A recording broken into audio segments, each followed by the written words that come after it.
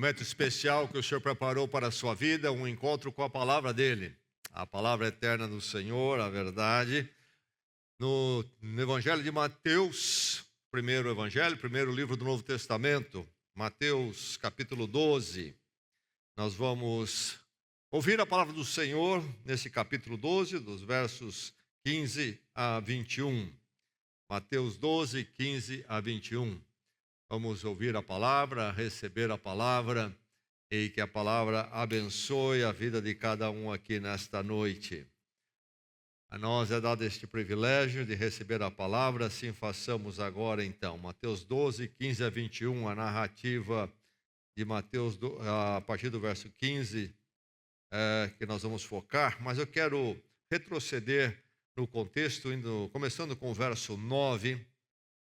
O verso 9 diz: saindo daquele lugar, falando de Jesus, saindo daquele lugar, dirigiu-se à sinagoga deles. E estava ali um homem com uma das mãos atrofiada. Procurando um motivo para acusar Jesus, eles lhe perguntaram: é permitido curar no sábado? Ele lhes respondeu: qual de vocês, se tiver uma ovelha e ela cair num buraco no sábado, não iria pegá-la e tirá-la de lá? Quanto mais vale um homem do que uma ovelha? Portanto, é permitido fazer o bem no sábado. Então ele disse ao homem: estenda a mão. Ele a estendeu, e ela foi restaurada e ficou boa como a outra. Então os fariseus saíram e começaram a conspirar sobre como poderiam matar Jesus. Para o verso 15, então, nosso texto até o 21. Sabendo disso, Jesus retirou-se daquele lugar.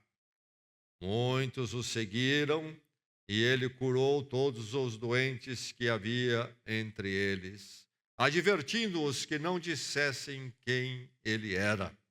Isso aconteceu para se cumprir o que fora dito por meio do profeta Isaías: eis o meu servo, a quem escolhi, o meu amado, em quem tenho prazer. Porei sobre ele o meu espírito, e ele anunciará justiça às nações. Não discutirá, nem gritará, ninguém ouvirá sua voz nas ruas. Não quebrará o caniço rachado, não apagará o pavio fumegante, até que leve a vitória à justiça. Em seu nome, as nações porão a esperança. Quero ler mais uma vez, a partir do verso 18, quando o evangelista Mateus busca o texto de Isaías. Isaías 42, um dos cânticos do servo, onde Isaías profetiza sobre o Messias, a vinda de Jesus Cristo. E Mateus, então, vai buscar esse texto para mostrar como Jesus está cumprindo, ele é o cumprimento da promessa em Isaías. E ali em Isaías nós temos Deus falando através da boca do profeta Isaías. E o que é que Deus diz? Verso 18: eis o meu servo, a quem escolhi, o meu amado, em quem tenho prazer. Porei sobre ele o meu espírito, e ele anunciará justiça às nações. Não discutirá nem gritará, ninguém ouvirá sua voz nas ruas. Não quebrará o caniço rachado, não apagará o pavio fumegante, até que leve a vitória à justiça. Em seu nome as nações porão sua esperança. Soou em nossos ouvidos, e queira Deus também em nosso coração, mais uma vez, a sua palavra.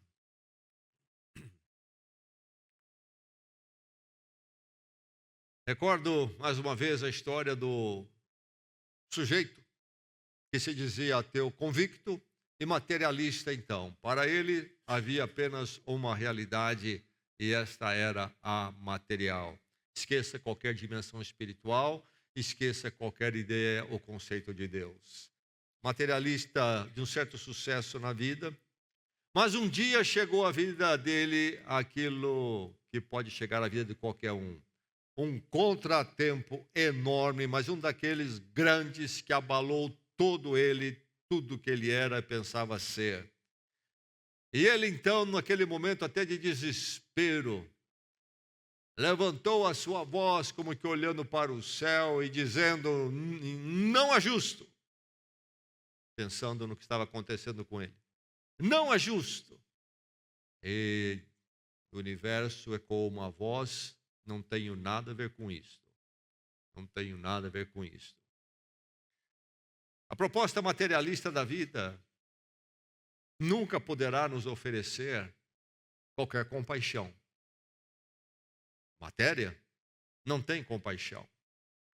Mas o Evangelho de Jesus Cristo, a pessoa de Jesus Cristo, a vida, a obra dele, a morte, até a ressurreição, é tudo uma questão de compaixão. Se há um lugar que se encontra e que se encontra compaixão, é em Jesus Cristo, é no Evangelho. Se você olhar outras religiões, elas vão falar numa certa medida até de uma certa compaixão, mas muito condicionada e pequena. A compaixão expressa de forma absoluta numa pessoa, na sua obra e vida, e como Jesus o fez e foi, não existe, não existe. No livro de Isaías, que o evangelista, o escritor Mateus aqui cita, nós encontramos aquilo que é conhecido como 4 cantos sobre o servo sofredor. Falando do Messias, Jesus Cristo que viria no futuro, numa das dimensões dele como servo sofredor, enquanto encarnado, servo sofredor. Encontramos no capítulo 42, encontramos no capítulo 59, também 49, e encontramos, desculpe-me, 49, 42, 49 e também no capítulo 53. Servo sofredor. Um servo sofredor que então entende e expressa compaixão. Nós percebemos no contexto aqui lido que Jesus tem um confronto com os fariseus. E os fariseus começam a conspirar como é que vão matá-lo a partir dali. E nós encontramos Jesus Cristo não reagindo a eles na altura e na forma como eles estavam tratando Jesus Cristo. Porque ele é servo sofredor e cheio de compaixão. A verdade é que a mensagem de Jesus Cristo que nós encontramos nesse texto lido aqui nesta noite, e a verdade do Evangelho toda, da pessoa de Jesus Cristo, é esta: compaixão é concedida, foi concedida, está sendo concedida. A compaixão concedida é a grande mensagem. E essa mensagem é maravilhosa porque diz a você, nesta noite, abrigue-se na compaixão concedida. Você já se abrigou nela? Você está se abrigando nessa compaixão que lhe foi concedida? E aí nós temos a riqueza desse texto que nos informa, nos ilumina sobre essa compaixão tremenda e nos convida a nos abrigar nela. E nos explica e nos faz entender. Abrigue-se na compaixão concedida, no servo afável. Essa compaixão que é concedida a nós, Deus nos concede através da pessoa de Jesus Cristo, é então no servo afável. Eis o meu servo, Deus diz, a quem escolhi, meu amado, em quem tenho prazer. Porei sobre ele o meu espírito, e ele anunciará a justiça às nações. Servo de Deus. Deus diz, este é meu servo. Cristo, então, Messias, Deus encarnado, é o servo. Mas um servo de Deus não é um servo meu e seu, mas um servo de Deus. Porém, um servo de Deus que tem como missão ministrar, cuidar do ser humano destroçado, carente de compaixão. Mas note bem que essa compaixão concedida, então, é concedida somente no servo, na pessoa de Jesus Cristo. Fora dela não existe, não se encontra nada dessa compaixão de Deus. E não vamos achar a compaixão de Deus a não ser em Jesus Cristo. É somente no servo que essa compaixão tremenda é ministrada a nós. E mais, para que haja essa compaixão de Deus para conosco, essa tremenda compaixão, é necessário o servo. Sem o servo de Deus, Jesus Cristo, não há compaixão, não vai acontecer a compaixão de Deus por nós. Agora, que servo é este? É um servo afável, gentio, brando, segundo o texto aqui de Isaías 42, que Mateus cita. Nos dias de Jesus, dos anos anteriores, diversas pessoas se levantaram em Israel dizendo ser o Messias. Mas que tipo de Messias eram estes? Eram Messias populistas e muitas vezes militantes, alguns até guerreiros, outros agitadores. Mas Jesus não é assim, pelo contrário, ele vai dizer até aqui, o quê? Não digam nada. Ele cura um homem e diz, não digam nada sobre mim. Jesus não trabalha desta forma populista, do levante popular e do agito. Ele é afável, gentil e brando. Ele vem sem fanfarra ou imposição de poder. Nos nossos dias, nós vivemos dias de fanfarra, de fazer nome, de projeção, de usar a mídia. Jesus não. Sem esta fanfarra, estes holofotes, sem imposição. Por isso o texto aqui diz, Isaías fala e Mateus cita, que ele não discutirá nem gritará. Não será pelas habilidades, mecanismos de marketing, de mídia que Jesus Cristo vai fazer a sua obra. Não será pelo embate, não será pelo prevalecer na força também, nem nas artimanhas de marketing. Não discutirá, nem gritará. Eu disse que há 4 cânticos do servo em Isaías. E um deles é Isaías 53. Eu quero ler para vocês um texto que certamente muitos conhecem. O que diz Isaías 53, hein? Diz muitas coisas, mas quero ler um trecho.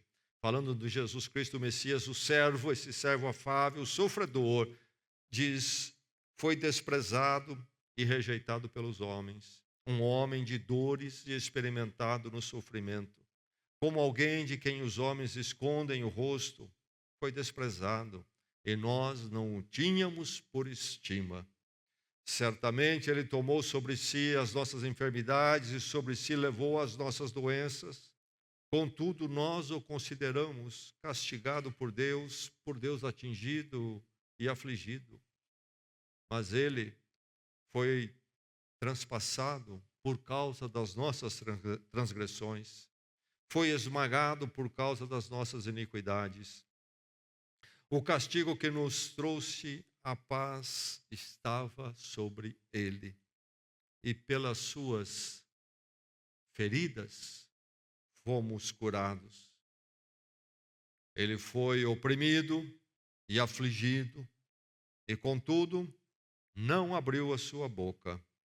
Como um cordeiro foi levado ao matadouro, e como uma ovelha que diante dos seus tosqueadores fica calada, ele não abriu a sua boca.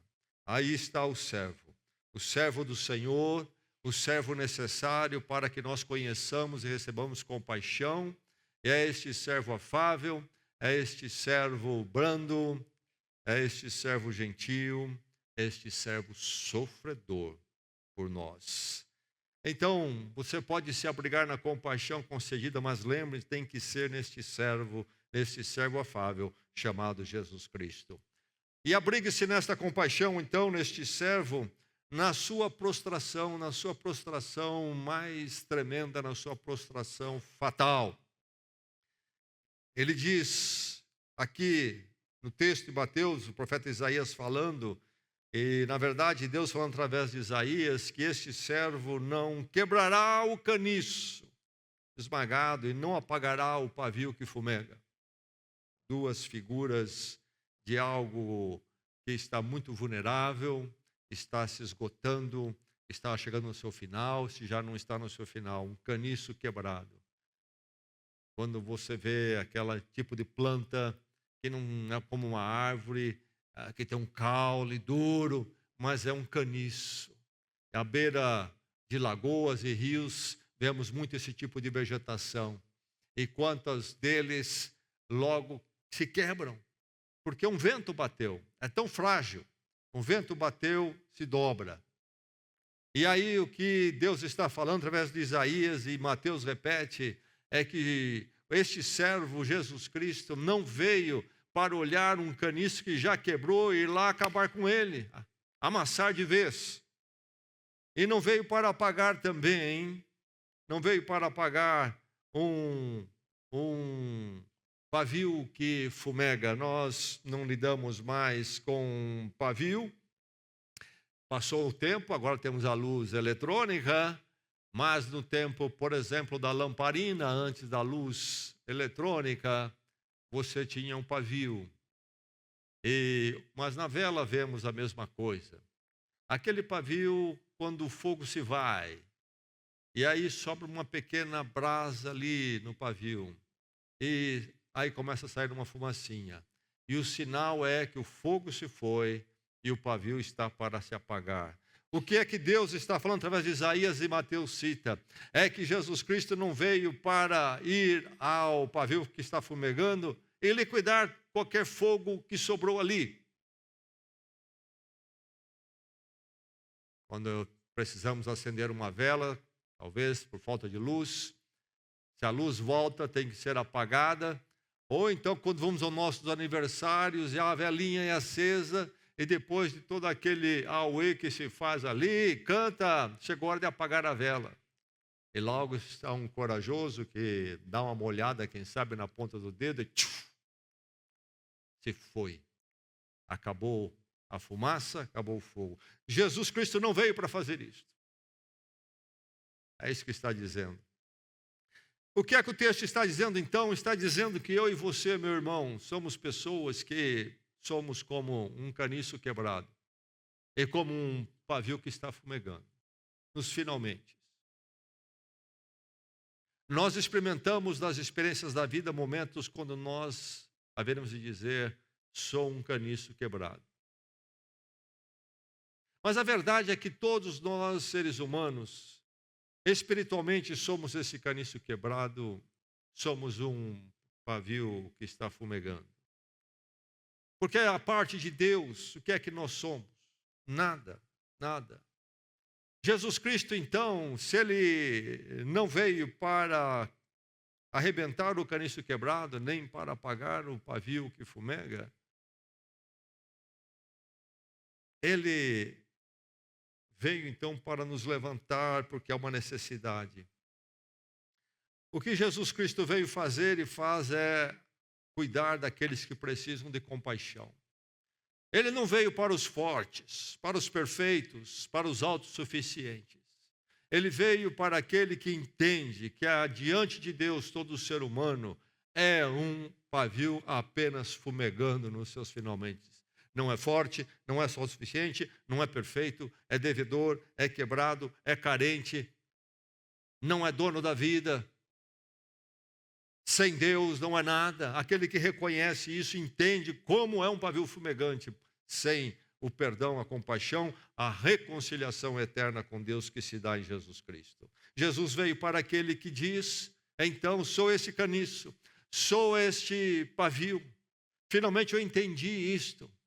Jesus veio para você, se você assim consegue enxergar quem você é. Ou você acha que você é este pavio com uma chama forte, tremenda. Não preciso de Jesus Cristo, não preciso da compaixão dele, não preciso da compaixão de Deus em Cristo. É na prostração fatal quando entendo, ou é a compaixão de Deus em minha vida, ou é o fim, nada sou. É quando eu entendo isso, é que eu posso entender e abraçar-me e abrigar na compaixão concedida por Deus em Jesus Cristo. Ele veio para os quebrantados. A compaixão de Cristo, a compaixão de Deus manifesta em Cristo em morte e ressurreição. Só é experimentado para aquele que chega a este quebrantamento. O orgulho arrebentado, e aí eu entendo quem eu sou, um pecador, devedor, não tenho sentido para a vida é fugaz, não tenho um propósito eterno, sou carente. É nessa prostração fatal que você vai encontrar a compaixão, somente nessa prostração. Então, abrigue-se na compaixão concedida, nessa prostração fatal. Mas, nessa resolução que vem no texto, que não é qualquer resolução, é uma resolução plena. A compaixão que Deus concede é essa que traz uma resolução plena. Diz aqui o texto que este servo, no verso 18, anunciará justiça às nações. Anunciará justiça às nações. E quando nós ouvimos a palavra justiça na Bíblia, precisamos interpretar o contexto, ver o contexto, para entender o sentido da palavra justiça. E vamos encontrar dois sentidos principalmente. Quando aqui diz anunciará justiça às nações, não está dizendo ele anunciará julgamento às nações. Ele também anuncia o julgamento. Mas há um outro sentido que é desse texto, que não é o julgamento. É de compaixão o texto. O que ele está falando, ele tratará com um caniço quebrado, com um pavio fumegante. Então não é de julgamento. Nós encontramos o conceito de justiça nos evangelhos, no Novo Testamento todo, no sentido escatológico. Aquela justiça de Deus que haverá de julgar todo ímpio, todo culpado, que não se voltou para a compaixão dele. No sentido escatológico, isto é, das últimas coisas, o fim da história, quando Jesus Cristo retornar. Mas essa justiça que é mencionada aqui é a justiça no sentido do que é chamado de soteriologia, da doutrina da salvação, da redenção que Deus realiza em Cristo, a expressão da compaixão de Deus para conosco que nos busca. É da salvação, é a justificação imerecida, é aquela que Jesus Cristo realizou na cruz quando ele se deu em nosso lugar. Compaixão. Então, em misericórdia, em graça, ele se deu para que pudéssemos ter o perdão e ele pudesse tratar o nosso coração, que é um caniço quebrado, o nosso coração, que é um pavio que fumega. Através da morte de Cristo em meu lugar, ele me justifica diante da justiça de Deus. Ele paga a minha pena. Eu sou justificado diante de Deus porque Cristo foi à cruz por mim. Esta justiça, então, na qual o texto fala que ele haverá de anunciar às nações, essa proclamação, como nesta noite, à volta do mundo em tantos lugares, a igreja de Cristo, os discípulos de Cristo anunciam o evangelho. Cristo morreu por pecadores e convida ao arrependimento. A resolução plena, porque Cristo justificou plenamente o pecador que se volta a Deus, se abrigando na compaixão em Cristo. A resolução plena. Você pode se abrigar na compaixão que foi concedida e foi concedida nesta resolução plena. É necessário o evangelho. Essa compaixão de Deus, vamos entender muito bem, frisando mais uma vez, ela só é conhecida, ela só acontece no servo. O servo de Deus. Eis o meu servo que eu escolhi, Jesus Cristo, Deus encarnado, que andou entre nós e foi até a cruz. Somente no servo. Então, esta compaixão que passa por essa resolução plena, ele anuncia a justiça às nações, como está sendo anunciado hoje à volta do mundo, é anunciar a compaixão do evangelho, que envolve então o encontro com Deus e se abrigar à cruz e ali clamar por compaixão, perdão, reconhecer o seu pecado, passa pelo arrependimento. Ninguém vai conhecer essa compaixão, experimentar sem o arrependimento e sem o clamor por perdão. Tem compaixão de mim, sou pecador, ó Deus. Tem compaixão de mim na tua compaixão em Jesus Cristo, na cruz, o Cristo crucificado por mim. Eis o meu servo, que não vai porque não vai esmagar o caniço quebrado, nem vai apagar o pavio que fumega. Mas é nele, e somente nele, que há resolução plena. Essa justiça, essa justificação anunciada.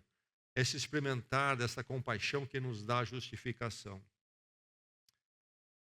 Abrigue-se na compaixão concedida no epílogo ansiado. Todos nós conhecemos a palavra epílogo dos filmes. O que é o epílogo? A última parte, a conclusão da história, do filme. E nas Escrituras Sagradas nós temos uma história toda que tem um epílogo. Tem um princípio, tem um início. Lá em Gênesis, o primeiro livro da Bíblia, Deus cria o ser humano e cria o paraíso. Mas o pecado e o mal adentram o coração humano. Aquele paraíso é perdido e o ser humano é perdido. E aí Deus começa essa história de redenção e compaixão que vai dar em Jesus Cristo. Que nós conhecemos tão bem. Mas Ele vem para realizar esta obra, esta compaixão, para resgatar o paraíso perdido que nós vamos encontrar no último livro da Bíblia, em Apocalipse. Capítulo 21, por exemplo, novo céu, nova terra. O novo paraíso. Deus restaura a sua criação, restaura o ser humano. E aqui nós temos nesse texto a citação desse tempo final.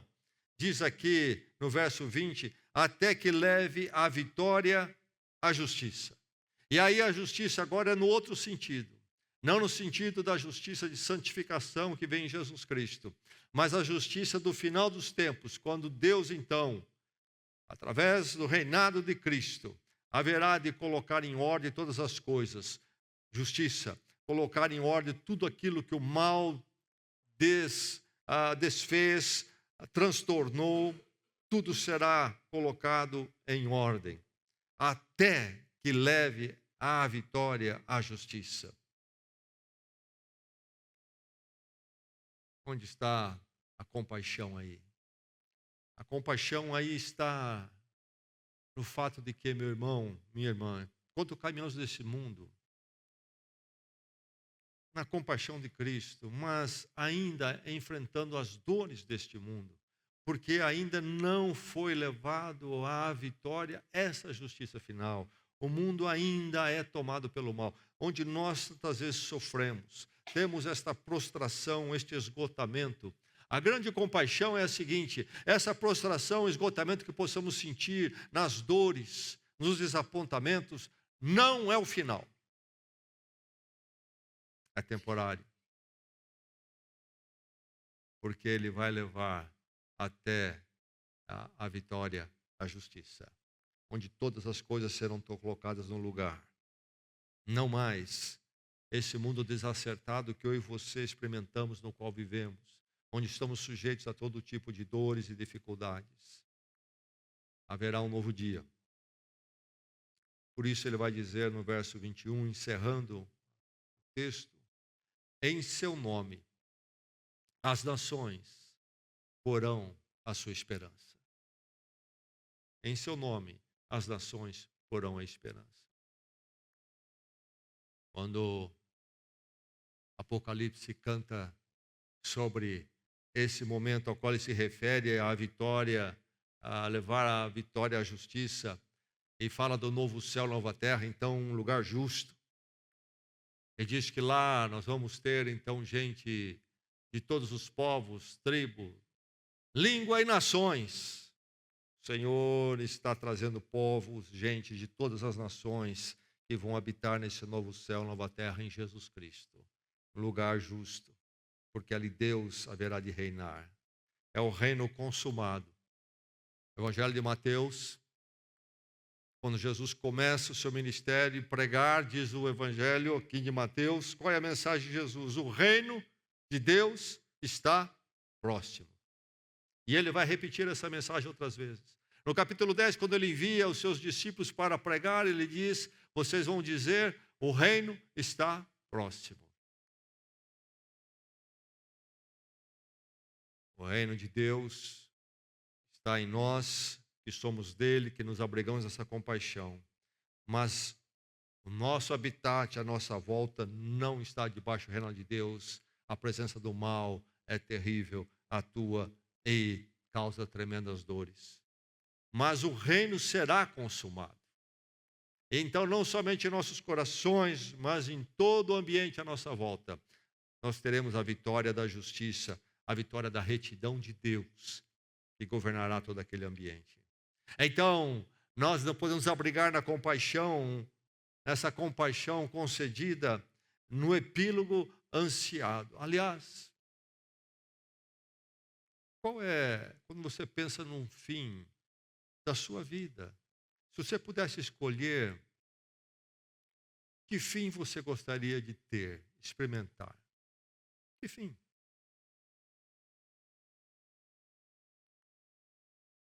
Simplesmente um morrer, tudo acabar? Se você tivesse a liberdade de ansiar, o que você haveria de ansiar? Eu digo com toda a convicção que, no fundo, todo ser humano anseia por esse epílogo. Um final onde podemos viver para sempre, mas não nesse corpo dolorido, nem nesse mundo transtornado. Todo espírito humano anseia por um fim, quando então nós viveremos eternamente em um ambiente onde a justiça de Deus habita totalmente. É o que nós ansiamos. E a compaixão de Deus nos concede a informação desse epílogo. Por isso, em seu nome, as nações porão a esperança. Nós temos a esperança das esperanças. Porque se faltar essa, se não houver essa compaixão de Deus neste servo Jesus Cristo, que nos dá essa esperança, o que é que sobrou para nós? Nenhuma esperança plena. Teremos as pequeninas esperanças na vida, muitas se frustram, não acontece, algumas acontecem, são pequenas, são menores do que a vida se vai. Mas, na compaixão de Deus, neste servo Jesus Cristo, nós temos o epílogo que nós ansiamos e desejamos, o único que responde ao nosso espírito, à nossa questão mais íntima. Abrigue-se na compaixão concedida. Abençoada a compaixão. Não é bom saber quanto andamos num universo sobre o qual não temos nenhum controle, um universo frio. Enquanto andamos no meio de uma humanidade má, perdida. Enquanto nós convivemos com o nosso próprio coração tão aquém, tão problemático. Enquanto nós temos que viver na nossa limitação, culpa, imperfeição, não é maravilhoso saber que a compaixão de Deus, através do servo, se voltou para nós e nos concedeu compaixão. Compaixão concedida no servo. Nunca se esqueça disso. Compaixão concedida no servo Jesus. E essa compaixão que lhe abriga numa transformação eterna. Vivendo a vida, lutando, realizando.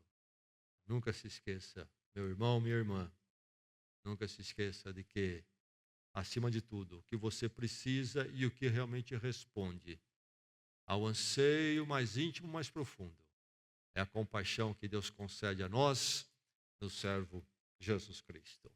Oremos.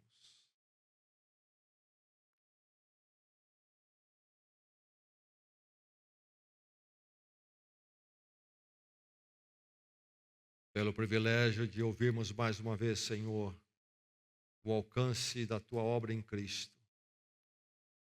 A manifestação, realização de tal compaixão. Nós Te louvamos.